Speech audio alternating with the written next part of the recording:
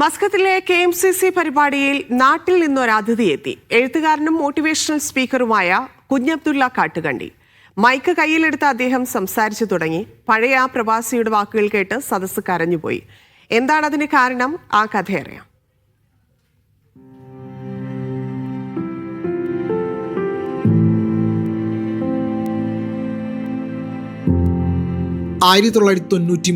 May 21 അന്നാണ് അത് സംഭവിക്കുന്നത്.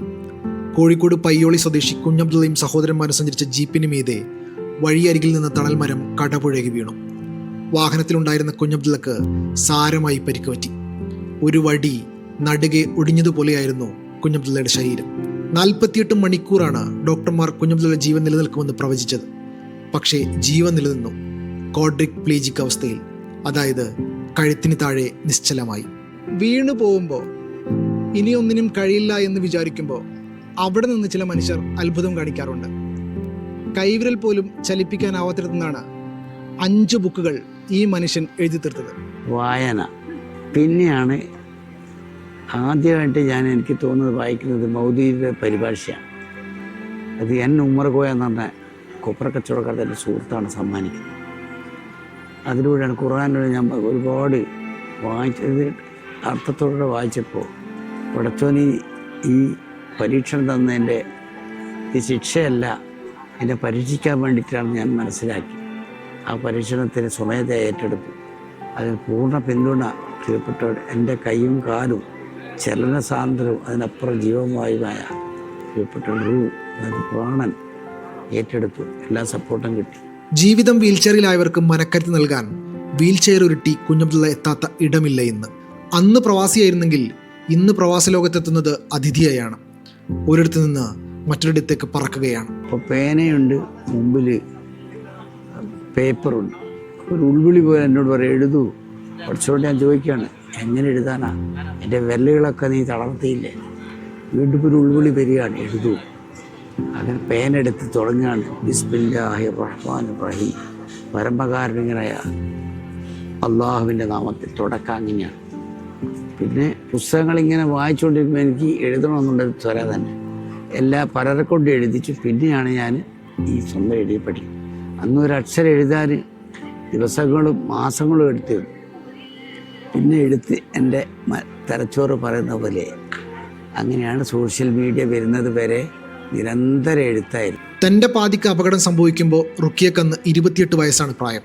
കൂട്ടുകാരും കുടുംബക്കാരും എല്ലാവരും റുക്കിയോട് പറഞ്ഞത് നല്ലതുപോലെ ചിന്തിച്ചിട്ടൊരു തീരുമാനമെടുക്കാനാണ്. പറക്കമുറ്റാത്ത കുഞ്ഞുങ്ങൾ. അന്ന് റുക്കിയെടുത്ത ആ തീരുമാനമാണ് അക്ഷരങ്ങളിലൂടെ നടക്കാൻ, ലോകം കാണാൻ ആ മനുഷ്യനെ പ്രാപ്തനാക്കിയത്. ഒരു നിഴലായി, തണലായി കഴിഞ്ഞ 32 വർഷമായി ആ വീൽ ചെയർ പിടിക്കപ്പുറം റുക്കിയുണ്ട്. അല്ലാഹു അറിയൂ, എനിക്ക് എന്തായാലും എന്തെങ്കിലും അല്ല ഒരു ഗുണം വെക്കും ഏതെങ്കിലും കാലം. ഇല്ലെങ്കിലും അഥവാ ഇനിയിപ്പം ഇന്നാട്ടില് കഷ്ടപ്പാടാണെങ്കിലും എനിക്ക് സ്വർഗം കിട്ടുമല്ലോ എന്നൊരു ലക്ഷ്യം എനിക്കുണ്ടായിരുന്നു. അല്ലാണ്ട് ഇട്ടേച്ച് പോകാൻ എനിക്ക് ആകൂലായിരുന്നു. കാരണം ഇത്രയും അവശനായ ഒരു മനുഷ്യനെ ഞാനും കൂടി ഇട്ടേച്ച് പോയാൽ പിന്നെ അതൊരു വല്ലാത്തൊരവസ്ഥയിൽ ഒരു മനുഷ്യനോട് ഏറ്റവും ചെയ്യുന്ന ഒരു ക്രൂരതല്ലേ. KMCC പരിപാടിയിൽ അതിഥിയായാണ് കുഞ്ഞബ്ദുള്ള എന്ന എഴുത്തുകാരൻ മസ്കത്തിലെത്തിയത്. ഇനി യാത്ര സൗദിയിലേക്കാണ്. 5 പുസ്തകങ്ങളാണ് എഴുതി തീർത്തത്. എഴുതാൻ കൈകൾ ഇനിയും വെമ്പുന്നുണ്ട്. എനിക്കൊരു വിദ്യാഭ്യാസമില്ല. ഞാൻ 8ാം ക്ലാസ് വരെ പഠിച്ചെങ്കിൽ, പക്ഷെ എനിക്ക് നിർബന്ധം കുട്ടികളെ പഠിപ്പിക്കണം. എന്തായാലും ഭർത്താവിന് കച്ചവടമൊന്നും ചെയ്ത് മുന്നോട്ട് പോകാനുള്ള ആവതില്ല. അപ്പം കുട്ടികളെ സഹായിക്കാൻ ആരും ഉണ്ടാകില്ല.